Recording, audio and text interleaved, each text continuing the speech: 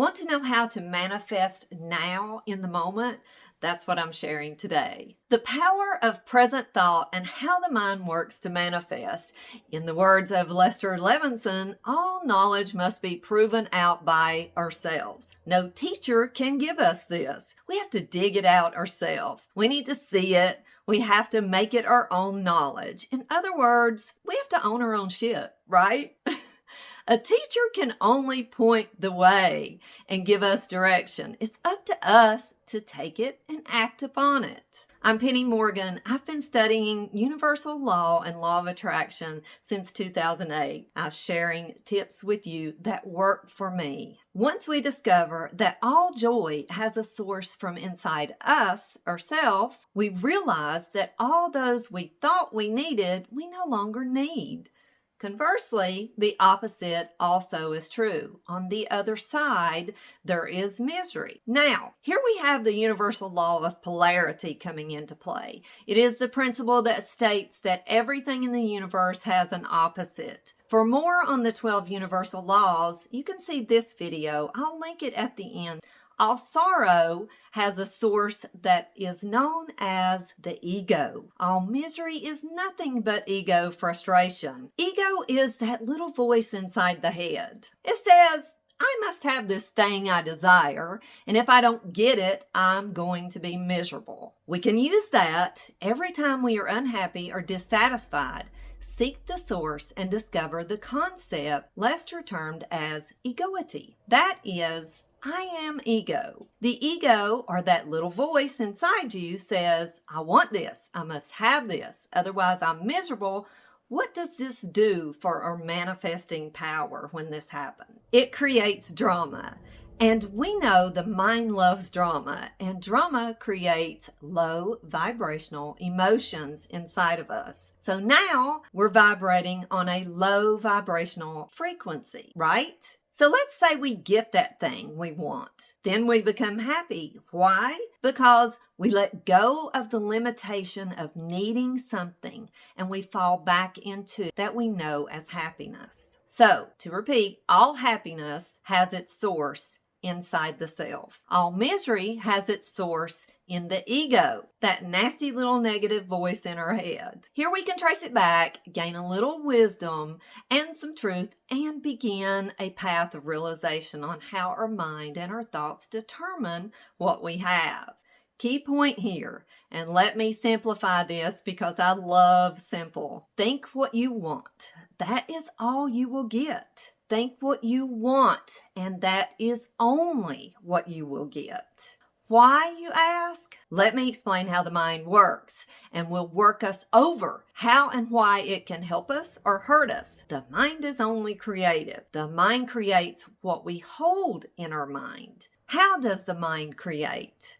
Well, it does it in pictures. I'll elaborate on this more in just a second. Too many of us hold in our mind what we don't want. I don't want this, or I don't want that. And we think on that. This creates fears, low vibrational emotions that we begin operating on. I'm afraid this bad thing will happen. I'm afraid I won't have enough money for rent. The mind does not understand the word not, N-O-T. I do not want this thing to happen. The mind understands thing and focuses on thing or outcome. The mind works on visual representation. When I say chair, you picture a chair. You don't get a picture of the word spelled out in your head, C-H-A-I-R. No, you see a picture of a chair in your mind's eye. If I say wallet, your mind will identify by creating a visual picture of a wallet, not the word spelled out. This is the sad thing about fear. That which we fear, we bring on ourselves because we hold it in the mind visually and allow the mind to create a picture of what we fear. Now, knowing this, when we have something that is bothering us or something that we fear or we're afraid is going to happen, it's important we understand now we must let that go. Because if we hold on to it, we will bring it into being, into our life. How do we let it go? think the opposite. The mind will picture that instead. So instead of fearing your lack of money, of being unable to pay the rent and getting an eviction notice, instead picture yourself paying the rent.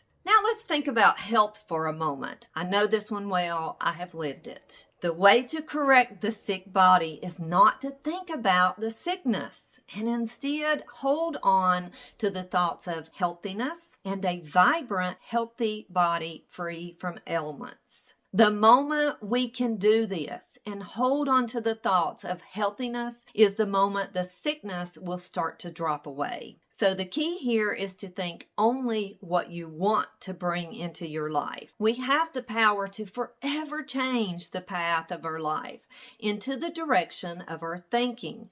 Here is a very important tip that you need to practice. We should never qualify or limit what we want by saying through whom it's coming, by what means, through what method. When we do this, we are interjecting the ego. We are trying to direct the way this thing we want will come into our life. Let go. This will not work. Let the infinite energies of God and the universe find the way of getting this to us. That which that we hold the picture of in our mind.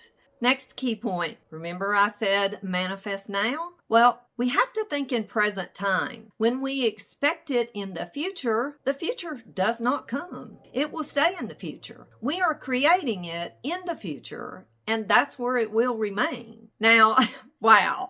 This was not just a light bulb moment for me, but a lightning bolt moment for me because I was doing this and waiting for things to come. The mind, being creative, will create it in the future, and the future will always be ahead of us. So, when we want to create something, we have to accept it as having already been received. I already have the rent money. Even the Bible teaches, before you ask, believe that you have already received it. We must get the feeling that it's ours now in our life currently, not tomorrow, but now in the moment. It's ours already. Let go and expect to pick it up immediately. This is where a strong ability to visualize comes into play because the mind, being creative, loves visualization. It loves it because it's the only way it works in pictures. So, in our pictures, in our mind, we want to fully immerse all our senses. Feel it, smell it, taste it, walk in it, lay on it, sit on it, wrap it all around us. Whatever it is,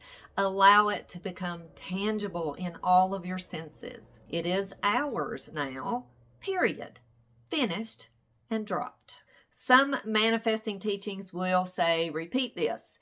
And that may be necessary if you don't accept it on the original ask. In other words, if you don't have belief. Belief is one of the hardest things when it comes to manifesting. But the best way is to ask, believe, accept, visualize, receiving, and let go.